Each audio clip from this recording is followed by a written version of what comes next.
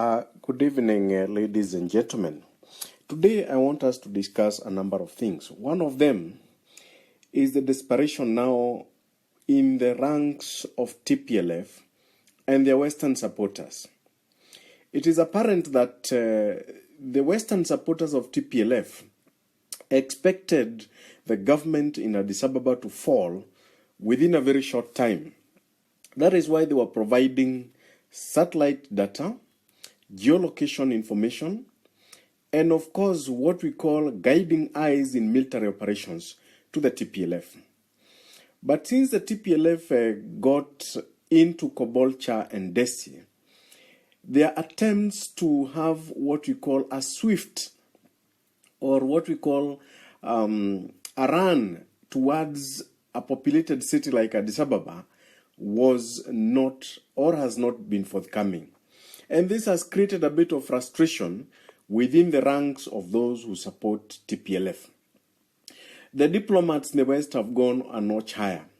That is why they have been working very hard to try and create an impression that there is a split or rather disunity between Prime Minister Dr. Abiy Ahmed and the President of Ethiopia, Her Excellency Salhe Workezud, the good lady. Now, you can obviously tell that all these things are manufactured by people who do not wish Ethiopia well.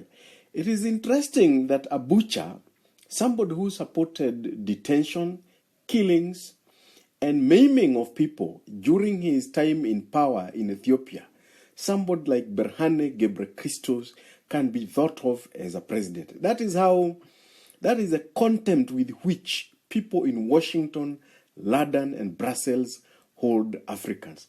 You cannot expect somebody who participated in the killing of fellow Ethiopians to be a Democrat or to even have him, to even fathom that he can be president of a country. That is very sad.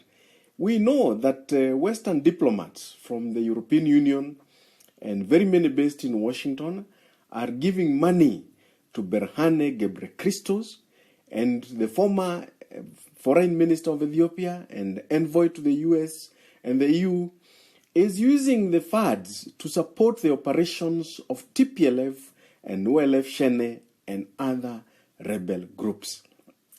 These attempts will not work. Ladies and gentlemen, we have also seen a lady called Joanne Marina of Amnesty International claiming that there is a lot of problem, or rather there is a lot of human rights abuses currently going on in Western Tigray. First, there is no place called Western Tigray. Western Tigray is simply a geographical direction. So you better say exactly where. If you're saying that there's human rights abuses and atrocities being committed, please state specifically. Amnesty International should state specifically where. Give the exact location and say who is committing the atrocities. Do not give guesses. And there is a reason why Amnesty is doing this. Unfortunately, for Amnesty, we are in the Horn of Africa. We know many things more than you. We know that your man, Fiseha Tekle, is based in Nairobi, Kenya. He is an ethnic Tigrayan working for Amnesty International. He has been feeding Amnesty International with trash, lies, and propaganda intended to help the TPLF against the government of Ethiopia. These are the people who are claiming to be experts in the Horn of Africa. Hello. We live in the Horn of Africa. We have trained as military officers in the Horn of Africa. We know the Horn of Africa better than you. And we know when you are lying and when you are getting it wrong. And this time, Amnesty, you have gotten it wrong. If you claim that there are atrocities happening in Western Tigray, your imaginary region or zone called Western Tigray, please say where and by who. Otherwise, Joanne Marina, please stop the nonsense. Stop this nonsense. It doesn't help you. Thank you.